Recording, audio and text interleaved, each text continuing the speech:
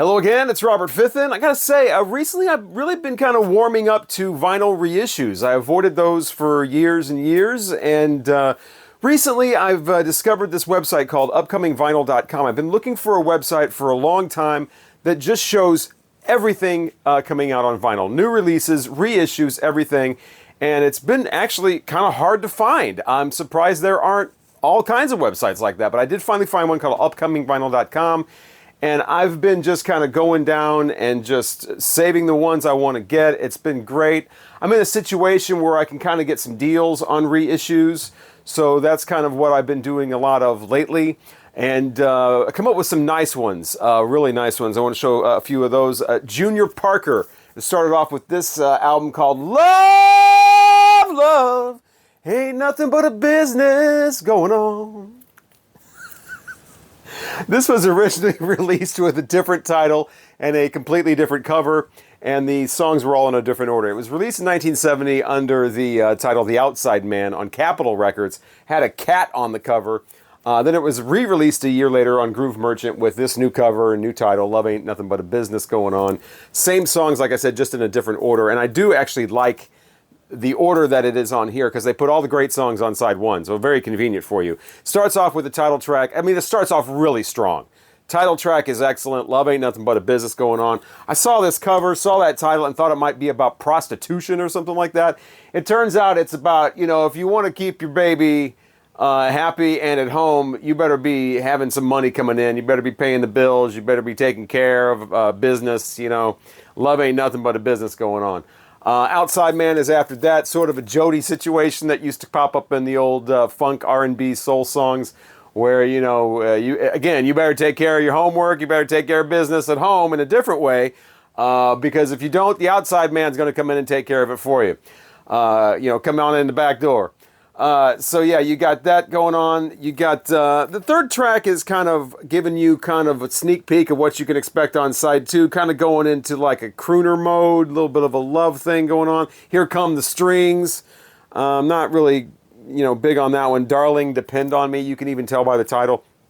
Then we get the first of 3 Beatles covers. And I've already mentioned in other videos how I feel about Beatles covers and why they have to be on all these old albums. I do not get it. Lennon and McCartney are wealthy enough. You do not have to remake their songs. I don't know if it was like a marketing ploy, like people bought records because they had Beatles covers on them. But people go nuts with these Beatles covers. And it's just crazy. I mean, it's apparently a lot worse in the UK where a Beatles album would come out and immediately there'd be all of these cover songs where you could literally redo the album 3 times over using just covers. Craziness, but you know, he does Taxman and he does a decent job of it. He puts his own thing with it. It kind of a lower register kind of singing, kind of like, you know, he's this low talking like hustler and he's the Taxman, which totally fits. Gets some of the lyrics wrong, you know, but that's fine. But yeah, it does a really nice job with that one. And then it ends with, you know, another great funky tune as well, River's Invitation. Now then we get into side 2. That's when you get the strings, the ballads, the crooning, the like soul blues, you know. I wonder where our love has gone. It literally contains the lyrics, Thrill of Your Charms. So it's that kind of song. Thrill of Your Charms is in the lyrics. And it just goes on from there. You get 2 more Beatles covers, Lady Madonna and Tomorrow Never Knows, which his is this kind of sleepy, dreamy way of ending the album, doing Tomorrow Never Knows. Again, I'm not into Beatles covers, but at least he does a better job than Phil Collins did with that on that Face Value album. That was terrible. There was no reason for that. But yeah, Love Inside One of this opens up really, really strong. I love that first track, especially the first time I heard it. Love Ain't Nothing But a Business Going On from Junior Parker, previously titled Outside Man on Capitol, now on Groove Merchant, comes in a polyline sleeve, so that's great. Just your regular black vinyl, but cool Groove Merchant label there. Got a few of their, you know, original presses, but yeah, glad to finally get this. One of Junior's final albums, you know, way late in his career. Great cover art. There she is on the back again. Nice thick jacket as well. Really makes me, you know, go, you know what? Reissues aren't so bad. Almost forgot to mention the sound quality too, which is obviously really important when you're talking about reissues, especially. Sound stellar, dead quiet, excellent. And the great thing about the reissues too is that if you like any of these or are interested, they're available. You can just purchase them because they all were just re-released. Like this one from Thin Lizzy, their second album from 1972, Shades of a Blue Orphanage. I have wanted this for quite a while. Whenever I see this, which is really rarely, it's always in pretty poor condition, so reissue was the way to go for like 25 bucks or something like that. Sounds great. Nice gatefold as well. All the original artwork involved there. And yeah, Thin Lizzy's second album, 1972. They're just a three-piece here. It's Phil Lynott, Eric Bell, and then of course the longtime drummer Brian Downey.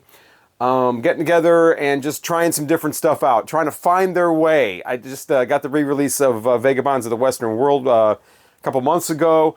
Unlike that one, this one is just the single record. There's not another, it's not a double album. It doesn't have a whole record of outtakes and singles and all that kind of stuff. So it's just the proper album and that's all, but that's great. Always wanted it. It gets panned a lot. This isn't the real Thin Lizzy sound. Well, no, they're still, like I said, trying to find their way. They're doing some different stuff. They've even got a rockabilly song in here. There's a 2-minute thing called I Don't Want to Forget How to Jive. We could have probably done without that. A few ballads here and there. I mean, I like the song Sarah. It's different than the one that's on Black Rose. That one's about his daughter. This one is about Sarah, the grandmother that kind of raised him or whatever for a while. Great stuff on here. The best stuff, like the first song, which gets panned too. I don't know why, but the rise and dear demise of the funky nomadic tribes. It's just fun stuff. It's like 7.5 minutes long. Kind of a weak drum part in there, but it's cool stuff. It's nice to hear Thin Lizzy before they. I just always love that. That's why I love debut albums, even though this is the second album. I love debut albums that most people don't like the Nazareth and the Accept album, and where bands are just trying to throw stuff out there and see what sticks. I always love those. This is no exception, but it does have some great stuff on here. Babyface, song that starts side 2, that's a rocker. That's Thin Lizzy, just sounded like great Thin Lizzy. Call the Police is kind of fun. It kind of is a sound that they'll keep. So there are some, nice Thin Lizzy tracks on here that do sound like prime Thin Lizzy, but again, there are some other ones where they're just kind of trying to find their way. Ends with kind of a forgettable ballad, in my opinion, the title track, Shades of a Blue Orphanage. 7 minutes long, and it just kind of I guess it's kind of sweet, but again, it's not the prime Thin Lizzy sound. But still glad I got this. I would give this, this is like a 4-star album to me. So I do not dislike this. I do not dismiss this like some people do, and still got to get the debut, which is even more of searching for your sound than this one is. But glad to finally have this Thin Lizzy, Shades of a Blue Orphanage. And I actually found out that Shades of a Blue Orphanage, the title, is the title of their 2 previous bands they were in, Shades of Blue and Orphanage. I never put that together before, but glad to finally pick this up. Thin Lizzy, Shades of a Blue Orphanage, again, reissue that was just re-released. So where is the psych? Where's the garage rock? Why, it's right here. Magic Lantern, the album from the band Haymarket Square. I've wanted this for a while too. Got a reissue on the Gearson label. And neat stuff here. Just kind of neat, the fact that this is such a rare album. Only 100 copies of this were made. And from what I understand, this was not even sold anywhere. It was basically handed out at the Chicago Museum of History because this was the soundtrack to the Barron and Bailey light show that happened. At the University of Illinois in Chicago is where this band was formed. Just a lot of college students and doing their typical college student, band thing. Just picking up instruments and just playing really easy riffs, but cranking them up really, really loud. They do a nice version of Train Kept Rolling, which kind of does have like this kind of chugging kind of that kind of thing. It's 7 minutes long, as Train Kept Rolling should be. Third track on here is an instrumental, which is really great too. They got the really, like I said, the cranked up guitar riff. The rhythm guitar is just kind of going along with the same riff over and over, and a nice drum solo in there as well. Like I said, this is basically the soundtrack to a light show. They actually include the poster for it as one of the bonuses in here, the Barron and Bailey Light Circus. And no, Bailey is not the Bailey from Barnum and Bailey. I think they tried to make it sound like it was, but I guess these are just a couple of professors from the University of Chicago putting this on. And this was the soundtrack. So this isn't, when you think of soundtrack to light show, you might think, like Pink Floyd or something like that. This isn't exactly what that is. This is more of a garage rocky kind of thing. There are some psychedelic elements to it. They discover the wah-wah guitar on the song that opens side 2 called Amapala, all about this flower. It's just great. But yeah, wanted this for a while. An original of this, like I said, very limited, only like less than 100 copies, I think. So it goes for like about, $2,500. I think it sold for on Discogs. $3,000 a copy sold for, I guess, depending on condition. There aren't any available currently. And if there were, really wouldn't matter. I'm not going to pay that for a record when I can get a reissue for about $26, $27. So Gloria Lampert is the vocalist. So you got female vocalist here with the backing band of guys. And you get a nice other bonus here with this little insert written by the drummer John Kowalski. Talking about how they got their name, talking about, the bands they were in high school before they formed in college, this band, and, just kind of a little blurb there. Nice info to know. Nice info here on the side panel, the side belt here that comes with it that you can remove. No, it's not a Japanese release, so it's not an obi, it's a side belt. This says, it's got the insert and master tape sound. I'm not really sure what master tape sound is. Does that mean it's from the master tape? Or does that mean, hey, it sounds like it could be a master tape, might be. It's got that kind of sound. But yeah, so, I don't know what, master tape, I don't know if they can actually find a master tape for this or whatever, being so rare and obscure. But yeah, glad I finally got this, though. Wanted this for a while. Haymarket Square, and the album is called Magic Lantern, and it is on the Gerson label, so it does sound really, really good, and the vinyl is very quiet. Okay, so also we've got a reissue of an album I've been wanting for quite a while, Death Walks Behind You from Atomic Rooster. This is their second album from 1970. Just got a repressing of a reissue from a couple of years ago, so got my hands on this finally. Cool vinyl on this, nice design on here. Kind of goes more with the American cover, which is the cool thing about this reissue, is you get the American cover with the inner sleeve there. So nice job of doing that, because that's one reason I never really got this album before. I wanted to get the original UK cover, which is really hard to find here, and they always, I'd seen some copies of that one, but I wanted the William Blake artwork on the front. But really, it's music inside that counts, and a terrific album. Kind of more in a prog rock thing, but not too much. It's still more of just a hard rockin' great album, and if you love the Hammond organ, it is all over this thing. So that is one of the main features of Atomic Rooster, but especially this album. The instrumental Vug, the second track, terrific. Just an exercise, and just like I said, the organ and just everything is just right on that. A great rock tune. Actually, the album starts with the title track, Death Walks Behind You, which that title, this and the artwork here, this might seem a little more eerie.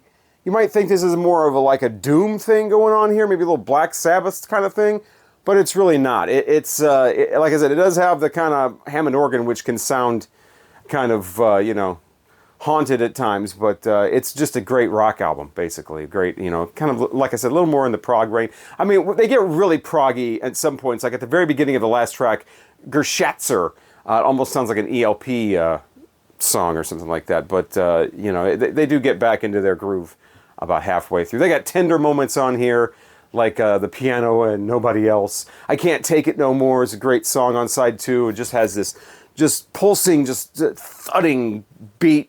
Just love this album, and finally glad to have this on vinyl. So we've talked about the artwork, we've talked about the color vinyl, we've talked about the inner sleeve, and we've talked about the music. Now let's talk about the pressing. Pretty bad. The album, the record itself is kind of noisy, to the point where it's a little crackly, to the point where it's got pops in it. Actual loud pops, and a couple of them even happen during the quiet little piano part at the beginning of Nobody Else. So, Not happy about that. Not happy about this pressing. I don't know, maybe it just needs to be cleaned, but I'm of the thing where you shouldn't have to clean new records, and it definitely doesn't sound like static electricity. I mean, because I played it a few times, and the pops are in the exact same place. And the crackling just goes throughout. I mean, when I put my albums in Discogs, I always, I always, whether they're new or used, I always do with the condition of the media, whether it's mint or near mint, VG plus. This is a VG plus, right out of the wrapper, VG plus, with all that crackling and that popping. So just beware. It was reissued by a label called Purple Pyramid. So I'm curious if anybody watching this has had any albums with from Purple Pyramid on that label, because this is the only one I have. And I don't know if it's just like a one-off thing, or if it's, if their albums are all like that. It's not only the crackling and the popping, the mastering on this is not very good. Side 2's fairly solid. Sounds good, sounds great, decent, whatever you want to call it. Not stupendous or blowing me away, but it sounds decent. Side 1, though, first song especially, Death Walks Behind You, is got this kind of rotating, almost like tape dropout. Not a complete dropout, but almost like the tape is warped that they're using. Because it happens in a rotation. It's either that or in the actual, vinyl pressing, one of the two, but does not sound great. The rest of the album sounds, like I said, decent. Track 3, Tomorrow Night, could sound a lot better. I've heard it, because, like I said, I've wanted this thing for a long time, so I've streamed it over and over and over again. Various sources throughout the, couple of decades, actually. And it sounds a lot better in a stream, especially the first song. And I did check Discogs for a, some sort of review on the pressing before I got this, and unfortunately there wasn't any. I even looked up the Purple Pyramid label to see if there was any kind of reviews on that, and basically there's just a question of somebody asking if it's a legitimate label or a bootleg label, and I guess it is legitimate. So I'm curious. Purple Pyramid is the label. Curious to know if anybody else has any albums from them and what their experiences with that label are. All right, this next one is kind of cool. Free to Pain and Band of Gold from 1970. Always loved the song Band of Gold, but didn't really know too much else from her. She's pretty much a one-hit wonder from Detroit. And glad to finally hear what else she has to offer on this. This isn't really that hard to find, but I thought I would pick up the reissue. It is on this wonderful gold vinyl, so that's pretty cool, on the Invictus label. But it does have quite a Motown sound, especially the other songs on here. Nothing quite lives up to Band of Gold. That's an absolute thrill. That song with the bass, the drum just blasting out of the left channel. Really funky stuff with that sitar sounding instrument in there. Is it a sitar? But yeah, just a great song. But yeah, nothing else quite lives up to that. Nothing else has that really hard funk sound. Everything else on here kind of sounds like Motown from, 1970, 71 era. And it should. It was recorded in Holland, Dozier Holland Studios. It was produced by William Witherspoon. So it's got all of these Motown guys, working on the album. In fact, the song Band of Gold, according to the liner notes here, is rumored to be written by some Motown guys under a pseudonym because they were under contract. So all kinds of mysterious things about this album of people working under pseudonyms and not wanting to be caught by Berry Gordy and all of that. But yeah, Free to Pain, Band of Gold, it's got some decent, catchy kind of songs on here. But again, none of it sounding as good as that title track. That's a different sound. And then everything else, like I said, you get the orchestration, you get the violins and stuff like that. And some of it's a little more up-tempo than other things, but it all sounds like early 1970s Motown. But yeah, it's got some catchy stuff on here. You might be humming along with some things after you hear it. Like the very last track on here, The Easiest Way to Fall, probably should have been a single. That's pretty catchy stuff on here. You've got a remake of Gary Puckett's, that song where this girl's a woman now, but actually sung by a woman this time, so it's a little less creepy, I guess. But yeah, that's on here. A lot of these songs, though, are just strictly made for this album. But a decent listen. I'm glad I finally got this. And learned some things. Learned that Free to Pain was once married to Gregory Abbott for a while in the late 70s. The guy that had a hit song out of misusing the phrase "shake you down." Girl, I wanna shake you down. Wow, wow. That. Yeah, he's going to shake you down. I don't I don't think the people who made that song knew what the phrase "shake you down" meant. Isn't that when you try to get money out of somebody? But anyway, Free to Pain, Band of Gold. The song "Band of Gold," if you were not aware, is about a guy who cannot get it up on his wedding night. That's actually what the song's about. Listen to the lyrics. It's definitely not about going off to Vietnam like some people reportedly thought that the liner notes says, because it says that night on our honeymoon we stayed in separate rooms. So he didn't go off to Vietnam. He just had marital wedding night impotence. Wedding night jitters, we'll say. But that's what the song's about. Free to Pain, Band of Gold. So I saved one of the best for last. Guy Clark, old number one. It is his debut from 1975, and what an album this is. Kind of a folk country thing, singer-songwriter, but in the country vein. This guy wrote all kinds of songs that other country artists did. Discovered Steve Earle, wrote songs that were done by, Jerry Jeff Walker and Rodney Crowell, Emmylou Harris. The Highwaymen, the Willie Nelson, Waylon Jennings, Johnny Cash, Chris Christopherson thing. In fact, Desperado's Waiting for a Train was one of their singles, and that's makes its debut on this debut album. This is a Vinyl Me Please pressing, which I'm not a Vinyl Me Please member. I've always kind of been on the fence with that. I always get really close to becoming one, but then I was like, well, they don't always put out stuff that I want. It's probably just better to pick and choose from the, used. So that's what this is. But yeah, it's incredible. Great album. If you like John Prine, probably want to check out some Guy Clark. Vinyl Me Please comes with, of course, the side strip and just an incredible sounding pressing with this thick jacket. This really cool blue, cloudy blue, I guess it's not cloudy, it's more like smoky blue pressing there.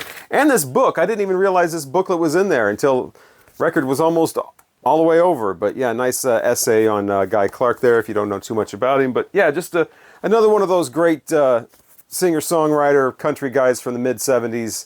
And of course he had a career all the way up until his death in 2016. But this thing is just loaded with great songs, fun songs like the very first track, Rita Ballou, fun songs like Texas 1947, one of those train songs. You got to have a train song on here. And that's that one, you just loving the train flying by, going through Texas, and the mama pulling him back from the track, but not before he could put a nickel on it, and great lines like that. She ain't going nowhere, but she ain't staying here, But yeah, that's a great. I mean, just all kinds of great. This is poetry. This is what this is. This is country poetry. It's my favorite kind of country album, and this one really, really delivers. And very, very hard to find Guy Clark albums, especially this one. So great that Vinyl Me Please reissued this in such a deluxe way and gave it the treatment it really deserves. Instant Coffee Blues is on here. That's another great kind of fun song. But yeah, the LA Freeway is the one that I think a lot of people, if you don't really like country a lot, but you do like some of it, like the John Prine stuff and the Outlaw stuff. LA Freeway is the great one where it's just hoping not to get killed or caught going down the LA Freeway. That kind of a theme shows up in a lot of songs where somebody's on the LA Freeway not wanting to get caught, for whatever.